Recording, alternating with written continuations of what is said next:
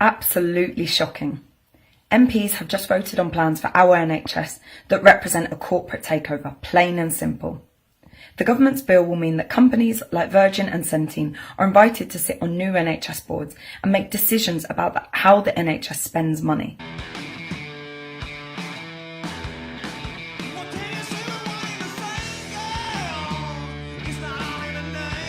Is anyone really shocked and surprised to see the Tories further privatising the NHS? We seem to get a step closer every 6 months, don't we?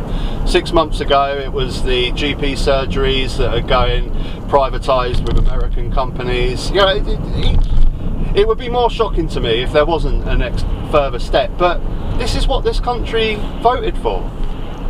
I mean, this is a Conservative government. We have the most socialist healthcare in the world, in the NHS, in the hands of the Conservatives. The two don't go hand in hand. So, of course, the Conservatives are going to try and privatise it. The shock is how people voted for this in the first place. I mean, you can't vote for the Conservatives if you are pro-National Health Service. You can't do it. And this goes back to what I was saying before. You can discuss, we can have a debate whether national health is better than privatised health. You know, we can debate those, but what you can't debate is if you are pro NHS, you cannot vote the Conservative Party because they do not want a national health service. You can't do it. And Labour have got to hammer this till the cows come home. Is there any cows in that field? No. It was sheep the other day. But they have got to, Labour have got to hammer this every single day for the next 2-3 years or whatever it is to the next election. They've got to hammer the Tories' plan of, well, not plan, they're in the middle of it, they're doing it. The Tories nationalising, not nationalising, privatising the NHS and the Tory corruption and sleaze. Those 2 points have got to win them an election because people don't realise that the Conservatives are against the National Health Service. They'll say they're not, but of course they are. Of course they are. You can't be a Conservative political party and be for the most socialist healthcare system in the world. You can't do it. So don't vote for them. And it comes to the point that, you know, I've seen people comment in my comment section a few times, you get the party that you vote for. And I know we have an insanely stupid voting system in this country, but you still have to vote for them. And people still overwhelmingly in their numbers vote for the Conservatives.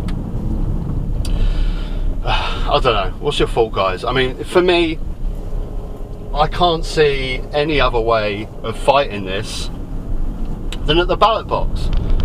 You can sign as many petitions as you want, you know, you can write to your MP, you can protest out in Parliament, which, you know, I'm all for, go for it.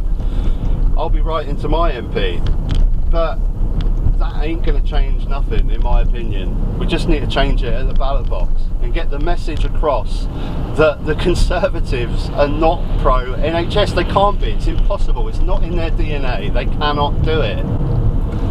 So I just want to quickly talk about my previous video, which was the Rotterdam riots and further lockdowns and vaccinations and things like that.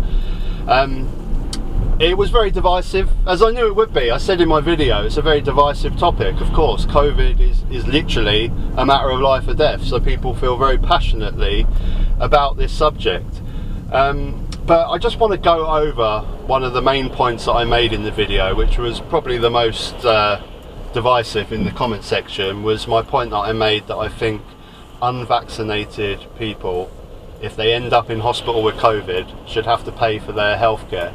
And it was quite apt that my video came out the same day as when the announcements of further privatisation of the NHS with the Tories. You know, I understand, I love the NHS, I love the fact that it's free at the point of use, I love the fact that we help anyone that needs help. If you're homeless, if you're here from abroad, we will help you, and I love that, I love the fact.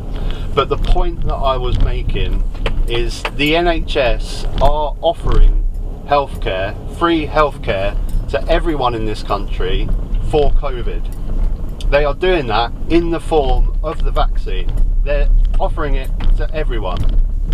And if you refuse that vaccine, that healthcare that the NHS are providing, where do you go from there? I don't think it's out of the question to ask for you to pay for the massive expense that you could incur if you end up with an ICU bed. Even more so if you're denying someone else of that bed, I think you should have to have the consequences and pay. When the NHS are offering you a relatively inexpensive rate of a jab in the arm, and you're refusing that, and then later down the road you're taking up thousands of pounds from the NHS and burdening them with your irresponsibility to take the vaccine. I don't think it's out of the question to ask for payment. Now, I want to address one comment that was in my video specifically. James Coffin. First of all, I want to apologise, but I don't think I made my point clear, and I think you got quite upset about it. You said in your comment, I'm going to put it up here, it's the top comment in that video if you want to go check it out, or pause the video now and read it. But you got quite upset because you said that you're overweight, and I think that you thought that I was saying that anyone that leads an unhealthy lifestyle should have to pay for their medical costs, and that is demonstrably not what I was saying. What I was saying is, if you are going to be irresponsible and not take the vaccine, that's fair enough, but at least you need to start looking after yourself, because you're dicing with death. You really are dicing with death. If you're unvaccinated and you're living a very unhealthy lifestyle, you're eating unhealthily, you're smoking, you're drinking, you're going to be a huge burden on the NHS. That was the point I was making. I was making that point to people that are not vaccinated. You said in your comment there that you are vaccinated, so you have done your job, James. I've got nothing against you, and you live your life how you want to, and anyone that pays their taxes can live their life. A lot of points that I got in that last video was, well, if you go down this road of charging people that are not vaccinated, then what about smokers, what about drinkers, what about people that live unhealthily? Well, they more than pay for their own healthcare. I mean, Jesus, how much is a pack of cigarettes now? About £12 a pack. How much of that is tax? £5? You know, these guys, and the same with food and drink. You more than pay for your healthcare.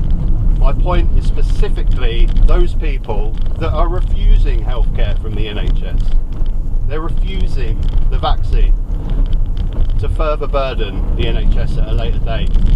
Anyway, that's enough of that. To the topic of the video, as I go off this bumpy road, let me just flash back. I'm nearly at my destination anyway, so I'm going to turn back and get on this subject afterwards. To be honest, that's it really. I'm at my destination. As always, let me know your thoughts, guys. Be friendly.